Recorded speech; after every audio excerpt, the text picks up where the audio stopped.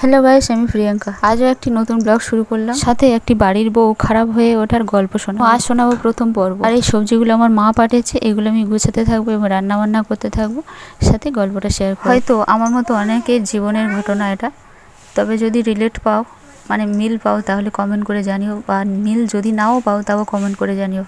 চলো শুরু করি। বাড়ির বউ কেন খারাপ হয়? বাড়ির বউ কিন্তু বাপের বাড়ির থেকে খারাপ হয়ে আসে না, তাকে দিনের পর দিন একটু একটু করে খারাপ হতে বাধ্য করা হয়।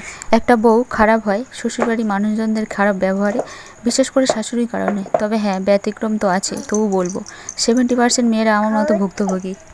একটা মেয়েকে বাড়ির বউ করে নিয়ে আসে শুধুমাত্র 24 ঘন্টার খাওয়া পড়ার মাইনেহীন ঝি করে রাখবার জন্য। হ্যাঁ, মেয়েরা কিন্তু ভালোবেসে সংসারের কাজগুলো করে থাকে, কিন্তু তাকে অনুরোধ করতে হয়, বা ভালোবেসে নিজের কাজগুলোকে করিয়ে নিতে হয়। কিন্তু তাকে যদি ঝি চাকরের মতো অর্ডার করা হয় সক্ষম শরীরে বসে বসে, তাহলে কিন্তু, যদি সহজ সরল হয় মেয়েটি, তাকে 2-4 বছর এইভাবে ব্যবহার করা যাবে। আর যদি সাহসী বুদ্ধিমতী মেয়ে হয়, তাহলে 2-4 মাসে একটু একটু করে খারাপ হতে থাকবে সে। তারপর আছে খারাপ খারাপ কথা বলা, খারাপ ব্যবহার করা, বাবা মা তুলে গালাগালি দেওয়া, বা তারা বাড়িতে একদিনের জন্য যদি বা আসে, তাদের কাছে তাদের মেয়ের নামে নিন্দমন্দ করা। শাশুড়ি সম্পূর্ণ সক্ষম, তবুও তার জামা কাপড় কেচে দেওয়া, এমনকি বাসি নাইটি ছেড়ে বৌমার জন্য রেখে সায়া পরে চান করা, সংসার সমস্ত কাজ করে রান্নাবান্না করে শাশুড়ির জন্য ভাত বেড়ে সুন্দর করে সাজিয়ে রেডি করে মা মা বলে ডেকে খেতে বসানো, তারপর খাওয়া হয়ে গেলে আবার এঁটো নেওয়া, তার টিফিন করে দেওয়া, প্রতিনিয়ত চা করে দেওয়া। সব কিছু করার পরেও তার মন ভরে না। দিন যায়, তার প্রচুর ক্ষোভ এবং অভিযোগ দিন দিন বাড়তেই থাকে। তার প্রচুর অভিযোগ মেয়ের মা এলে একবেলার জন্য, তার অভিযোগ দিনে বা রাতে কেন তার বিছানা রেডি করে দেওয়া হয় না। বাড়ির বউ অর্থাৎ যে রান্না বান্না করে সে কিন্তু বড় মাছের পিসটা বা চিংড়ি মাছগুলো বেশিটা খেয়ে নেয় না, সবাইকে দিয়ে অবশিষ্ট যেটুকু থাকে বা যা থাকে সেটুকুই খায়। কিন্তু শাশুড়ির পাতে বড় মাছের পিসটা বা বেশি তরকারি দেওয়ার পরেও শাশুড়ি বৌমা বোধহয় বেশি খায়, বড়টা খায়, এমন ভাবনা চিন্তা নিয়ে সন্দেহ করা, বা তার খাবারের সময়কালে তার পাতের দিকে খাওয়া পর্যন্ত কটু দৃষ্টিপাত করা। এই পরিস্থিতিতে তার খেতে যে কতটা অস্বস্তি হয় সেটা তো কোনোদিন বুঝবে না।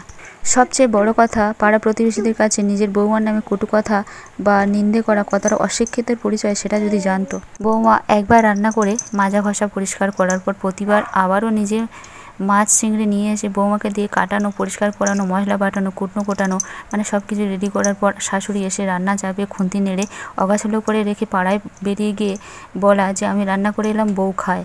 কতটা শয়তানি মানসিকতা বোঝায়।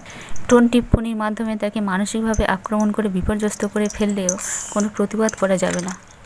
সামান্য প্রতিবাদ করলে তাহলে মানসিক নির্যাতনের মাত্রা বহুগুণ বেড়ে যাবে। আর দিনের পর দিন মানসিক অত্যাচার যে একজন মানুষের জন্য কতটা ভয়াবহ সে আমিই জানি।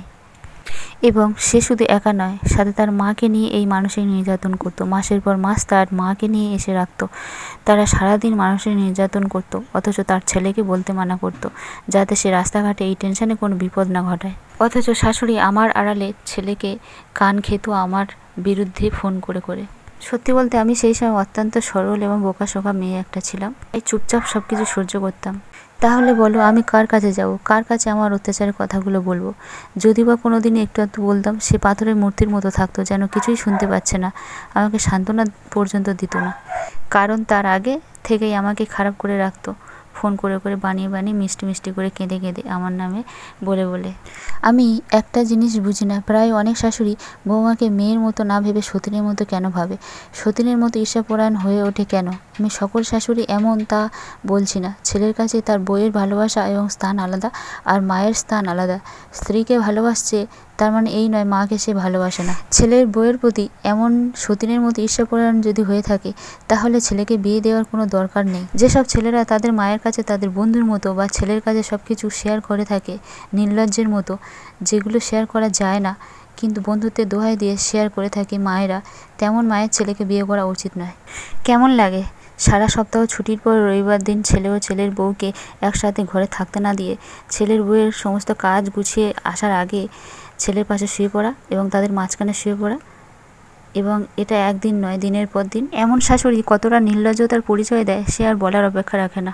এবং শুধু রবিবার নয়, প্রতি দিন মেয়েটার একান্তে বিশ্রামের সুযোগই দেয় না, কারণ তার বিছানাটা সারাদিন তার শাশুড়ি দখল করে থাকে।